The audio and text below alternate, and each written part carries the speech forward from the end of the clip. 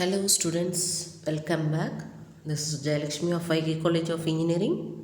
Today we are going to discuss about that next unit, that new unit we are going to discuss today is that unit 4, directing, okay, in the principles of management. Let me start with the definition of the directing. Before going for the definition of directing, let me go for the syllabus of the 4th unit. In the unit 4, directing, we are going to discuss about foundation of individual and group behavior. Then motivation theory, and then motivational techniques. Then we are going to discuss about job satisfaction, job enrichment, then leadership, types and theories of leadership, communication, process of communication, barriers in the communication, effective communication, communication and IT. Okay, let me start with that definition of a directing. Directing is an action that deals with the steps a manager takes to get the subordinates and others to carry out plans.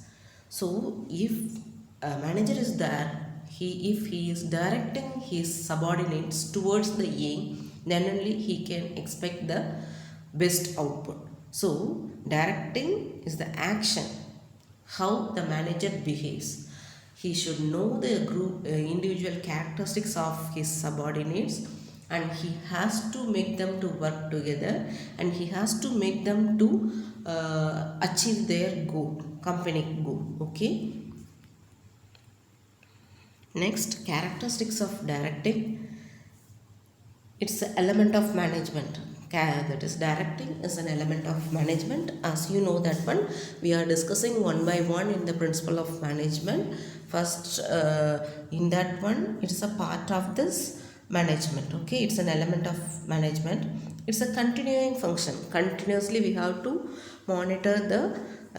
Continuously, we have to direct the subordinates and the manager, and everybody has to be directed towards the mission of the institution, mission of the company. Okay, it's a pervasive function, it's elaborated function, it has to be elaborated to the entire organization. Okay, it's a creative function. Each and everyone in an organization should have a creative thought so that they can achieve their goal as soon as possible. It's a linking function. Only the manager cannot achieve the goal individually. So by linking the different departments, by linking the different group of people, we are going to achieve that. Okay, management of human factor. It is the management of human factors. Okay, as a manager, he has to manage the humans. Okay. Next, scope of directing. It initiates the actions. Okay, once the manager decide how to do the action, he gives the direction to achieve the goal. So it initiates the action. It ensures the coordination. Without the coordination between the people, he cannot achieve the goal. So it ensures the coordination. It improves the efficiency. It facilitates the change. It gives a chance to change. It assists the stability and growth. Okay, these are all the aim, scope of directing. Next, elements of directing. Motivation. Motivate the subordinates to achieve the mission. And leadership. As a manager, he has to take the leadership so that the followers has to follow him and he can achieve that. Communication. It's very important thing. Whatever thing the manager is in his mind, he has to communicate to his subordinates. If there is a best communication between the manager and the subordinate, or management and the team workers, then they will achieve the best.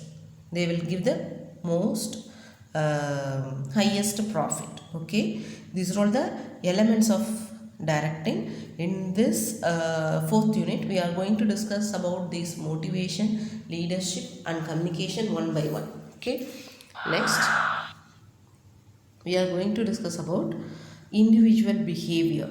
Okay, before going for that individual behavior, we will discuss this one. We will discuss that individual behavior and group behavior in separate video.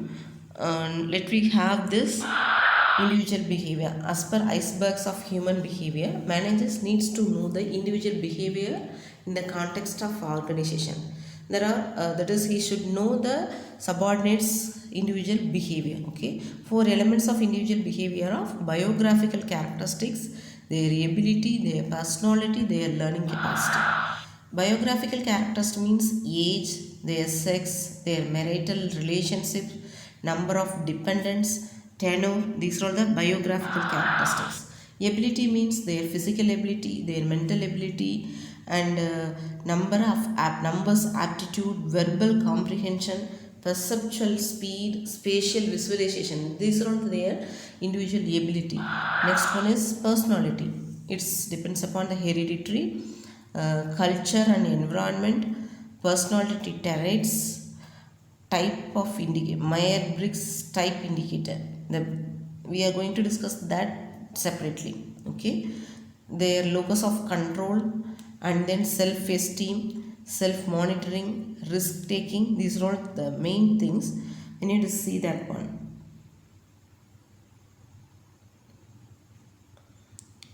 Personality depends upon temperament, psychological, that is psychology, perceiving, rational, environment,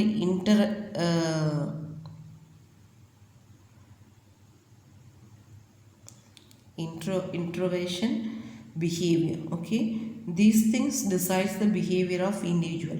Okay, then learning. It is defined as many permanent change in behavior.